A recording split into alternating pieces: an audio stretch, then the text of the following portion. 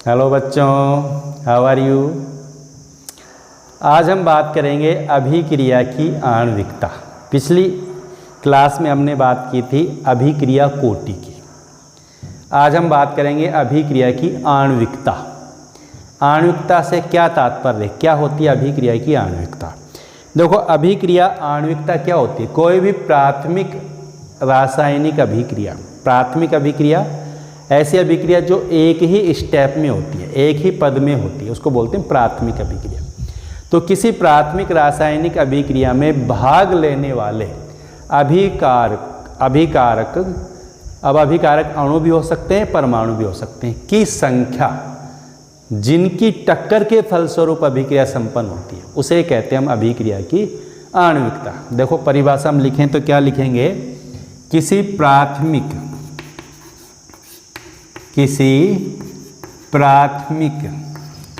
रासायनिक अभिक्रिया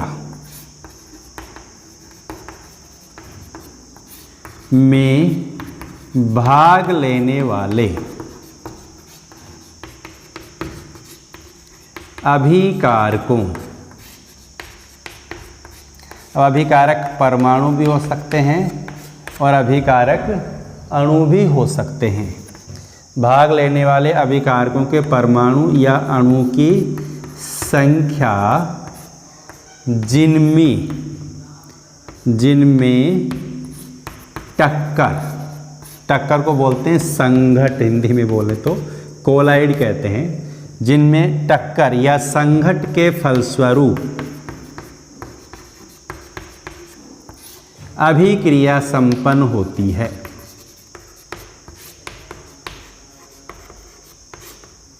अभिक्रिया संपन्न होती है यानी उत्पाद बनता है, उसे क्या कहते हैं हम, अभिक्रिया की आणविकता।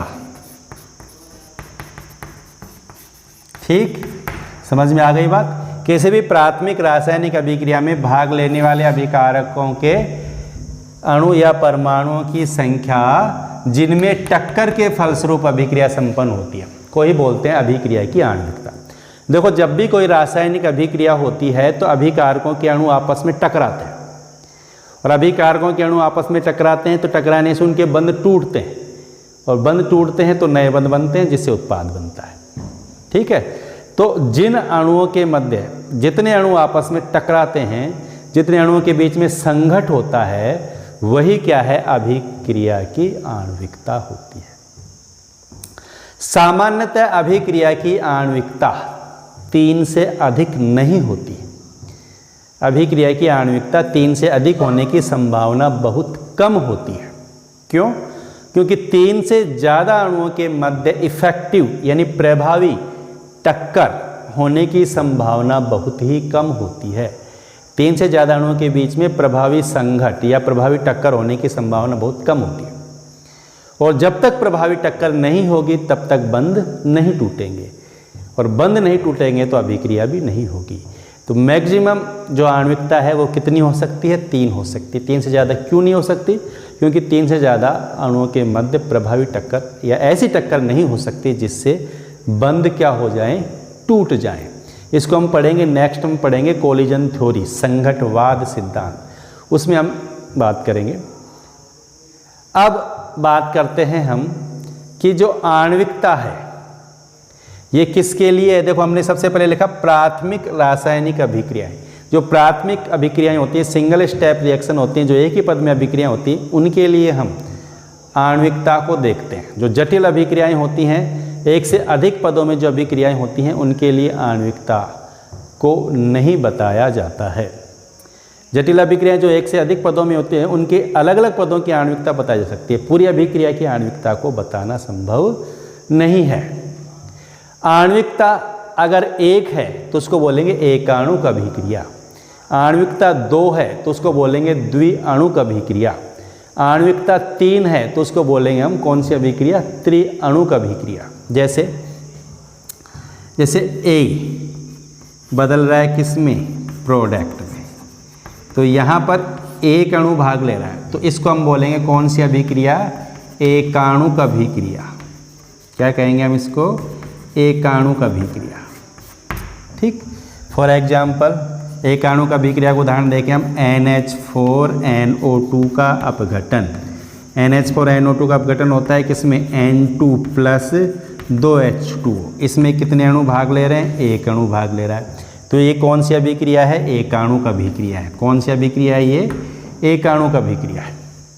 इस अभिक्रिया की कोटि भी देखी थी हमने। इस अभिक्रिया की कोटि क्या है, इस अभिक्रिया का वेग देखें हम, वेग लिखें इस अभिक्रिया के लिए तो क्या लिखेंगे, KNH4NO2। ठीक, तो यानी घातांक कितना है, एक। जो ये वेग समीकरण लिखी हमने, और वेग समीकरण अभिक्रिया को देख करके नहीं लिखी जाती, कैसे लिखी जाती है, प्रयोगों से। ये प्रायोगिक रूप से पता लगाई गई है वेग। ठीक है,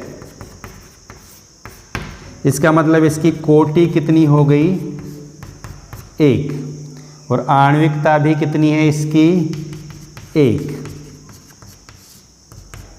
ठीक है, कोटि भी एक है और आणविकता भी एक है। इस अभिक्रिया की बात कर रहे हैं अपन, समझ में आ गई बात। आणविकता तो हम अभिक्रिया को देख करके बता सकते हैं कि एक अणु भाग ले रहा है, आणविकता एक है, एक अणु भाग ले रहा है, आणविकता एक है। लेकिन कोटि हम प्रयोगों से ही पता लगाते हैं। वेग की समीकरण लिखेंगे और वेग में जो घातांक है ये प्रयोगों से पता लगाते हैं हम।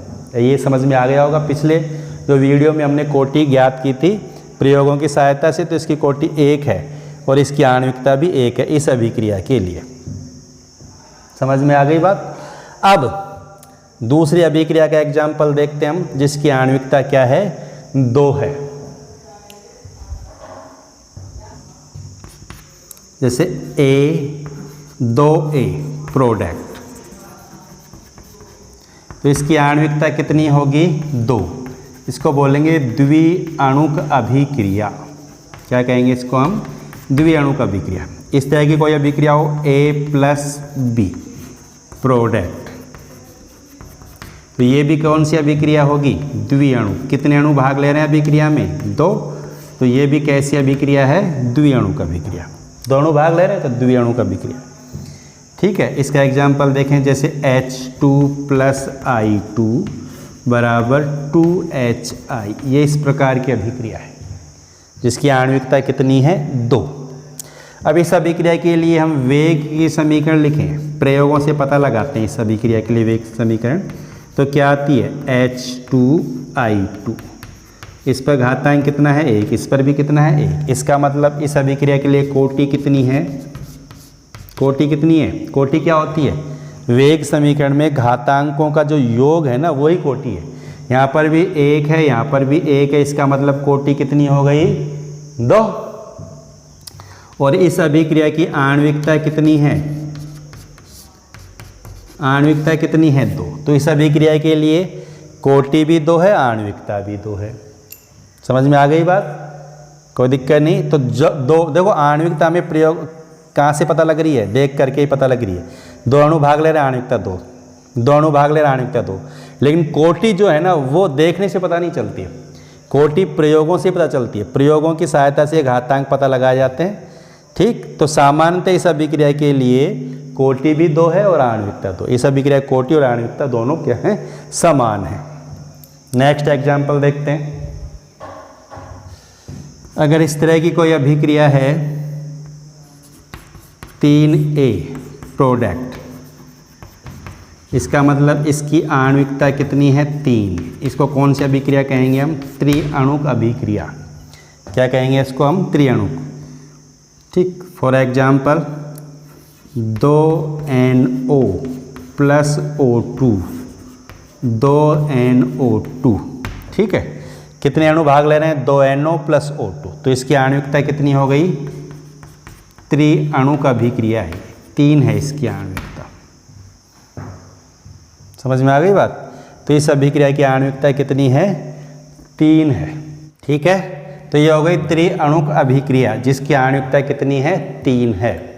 और हमने अभी बताया था कि सामान्यतः आणविकता मैक्सिमम 3 होती है, 3 से ज़्यादा होने की संभावना नहीं रहती। यदि किसी अभिक्रिया में 3 से ज़्यादा अणु भाग ले रहे हैं तो इसका मतलब वह अभिक्रिया 1 से अधिक पदों में संपन्न हो रही है और उसकी आणविकता को हम अभिक्रिया को देख करके नहीं बता सकते। ऐसे अभिक्रियाएं जिसमें 3 ज़्यादा अणु भाग ले रहे हैं तो उसकी आणविकता को हम अभिक्रिया को देख करके नहीं बता सकते। जैसे फॉर एग्जाम्पल ये अभिक्रिया है Br minus 5Br minus plus BrO3 minus plus 6H plus 3Br2 plus 3H2। अब देखिए इस अभिक्रिया में 5Br 1 6 और 6 12 अणु भाग ले रहे हैं, तो इसकी आणविकता 12 होनी चाहिए। इसका मतलब ऐसा नहीं है, इसकी आणविकता 12 नहीं है, आणविकता 3 से ज़्यादा नहीं हो सकती। इस अभिक्रिया की आणविकता हम नहीं बता सकते इस अभिक्रिया को देख करके। ठीक है, देखो हमने देखा कि जो प्राथमिक अभिक्रियाएं होती हैं, यानी जो सिंगल स्टेप में अभिक्रियाएं होती हैं, उनकी आणविकता और कोटि सामान्यतः समान रहती है। प्राथमिक रासायनिक अभिक्रियाओं की आणविकता और कोटि सामान्यतः क्या रहती है? समान रहती है। कुछ अभिक्रियाएं ऐसी हैं जिनकी आणविकता और कोटि भिन्न भिन्न होती है। फॉर एग्जाम्पल देखते हैं अभी हम, जैसे देखो ये अभिक्रिया है एस्टर का जल अपघटन।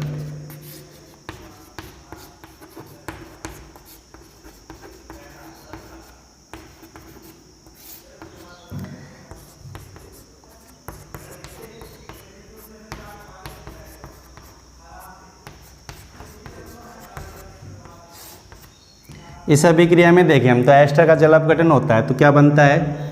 CH3COOH plus C2H5OH।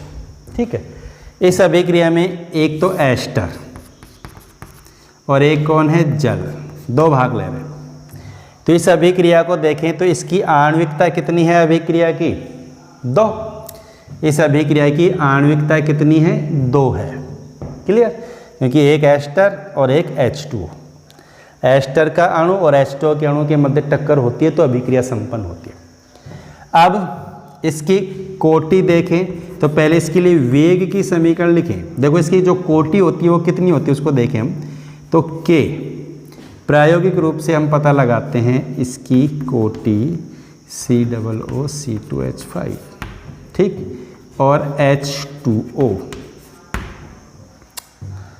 ठीक है, इस अभिक्रिया के लिए देखें हम तो ये जो H2O है ना, ये H2O होता है आधिक्य में, एक्सेस में है H2, आधिक्य में H2। और H2O की मात्रा ज़्यादा होने के कारण H2O की सांद्रता में परिवर्तन का अभिक्रिया के वेग पर प्रभाव नहीं पड़ता है। लेकिन ये जो H2O है ना वो आधिक्य में, और H2O आधिक्य में होने के कारण H2O की जो सांद्रता है लगभग कांस्टेंट रहती है।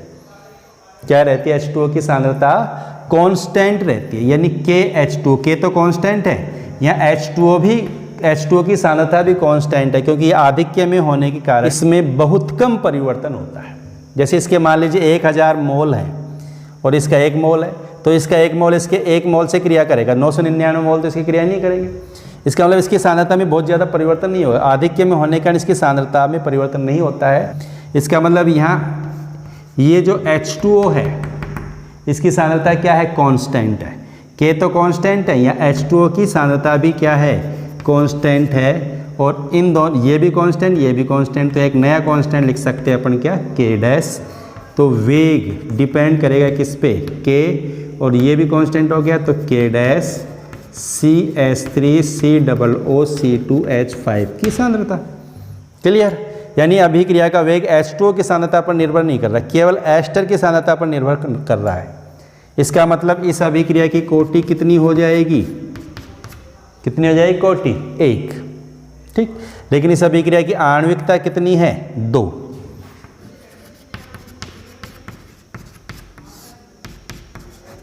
आणविकता है 2, कोटि है 1। तो इस तरह की अभिक्रिया को बोलते हैं छद्म प्रथम कोटि अभिक्रिया। क्या कहते हैं इस तरह की अभिक्रिया को? छद्म प्रथम कोटि अभिक्रिया।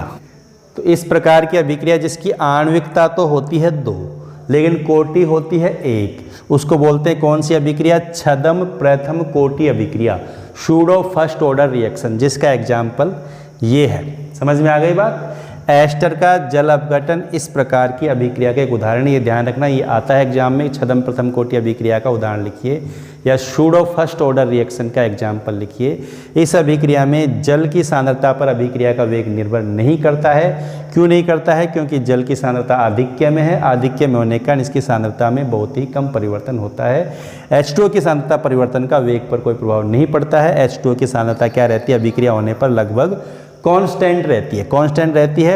इसलिए ये H2O भी कांस्टेंट है, K भी कांस्टेंट है, तो एक नया कांस्टेंट आ गया K डैश, तो वेग बराबर हो गया K डैश CH3COO के, यानी अभिक्रिया का वेग केवल एस्टर की सांद्रता पर ही डिपेंड कर रहा है।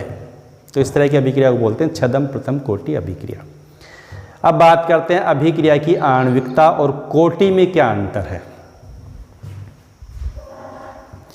अभिक्रिया की आणविकता और कोटि में अंतर हम आसानी से लिख सकते हैं। हमने आणविकता पढ़ी और कोटि भी पढ़ी, अभिक्रिया कोटि भी देखी हमने और अभिक्रिया की आणविकता भी देखी हमने। तो इनमें क्या अंतर है बता सकते हैं आसानी से।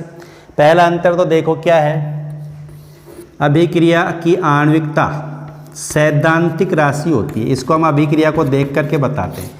प्राथमिक रासायनिक अभिक्रिया में भाग लेने वाले अणुओं की संख्या अभिक्रिया को देख करके बताते हैं। कोई भी प्राथमिक अभिक्रिया है उसमें कितने अणु भाग ले रहे हैं, वही क्या है, उसकी आणविकता है। अब कोटि क्या है? कोटि एक प्रायोगिक राशि है, इसको हम अभिक्रिया को देख करके नहीं बताते, इसका पता हमें प्रयोगों से ही लगता है। ठीक, पहला अंतर तो ये हो गया। दूसरा, कोटि कौन सी अभिक्रिया के लिए लिखते हैं हम, आणविकता कौन सी अभिक्रिया के लिए लिखते हैं हम, प्राथमिक अभिक्रिया के लिए डिफाइन। हमने परिभाषा में ही क्या लिखा है, प्राथमिक अभिक्रिया में भाग लेने वाले अभिकारकों के अणु परमाणु की संख्या जिनके फलस्वरूप, जिनकी टक्कर के फलस्वरूप अभिक्रिया संपन्न होती है। तो वहाँ हमने प्राथमिक अभिक्रिया लिखा है, यानी आणविकता किसके लिए, प्राथमिक अभिक्रियाओं के लिए, जबकि कोटि प्राथमिक और जटिल दोनों अभिक्रियाओं के लिए होती है। कोटि प्राथमिक अभिक्रिया के लिए भी होती है और जटिल अभिक्रिया के लिए भी होती है, ये ध्यान रखेंगे। तीसरी बात, आणविकता हमने देखा आणविकता 1 होती है, 2 होती है, 3 होती है। आणविकता कभी 0 हो सकती है क्या? नहीं हो सकती। आणविकता कभी 1/2 हो सकती है क्या? नहीं हो सकती। तो आणविकता हमेशा पूर्णांक में ही होती है। आणविकता किस में होती है? पूर्णांक में। जबकि कोटि जो है ना वो 0 भी हो सकती है, कोटि भिन्नांक में भी हो सकती है, कोटि नेगेटिव ऋणात्मक भी हो सकती है। ठीक है, लेकिन आणविकता हमेशा किस में होगी? पूर्णांक में। तो कोटि 0 भी हो सकती है, भिन्नात्मक ऋणात्मक भी हो सकती है और पूर्णांकों में तो होती है। ठीक, समझ में आ गई बात। तो ये मुख्य अंतर हो गए किसमें, अभिक्रिया कोटि में और आणविकता में। एक अंतर और लिख सकते हैं हम, जैसे मैंने बताया कि आणविकता मैक्सिमम कितनी हो सकती है? 3। आणविकता मैक्सिमम कितनी हो सकती है? 3, जबकि कोटि 3 से ज़्यादा भी हो सकती है। समझ गए? तो ये अंतर होता है अभिक्रिया की आणविकता में और कोटि में। समझ में आ गया होगा सबको आणविकता क्या है, अभिक्रिया की आणविकता और कोटि में क्या अंतर है, और छद्म प्रथम कोटि अभिक्रिया क्या होती है। समझ गए?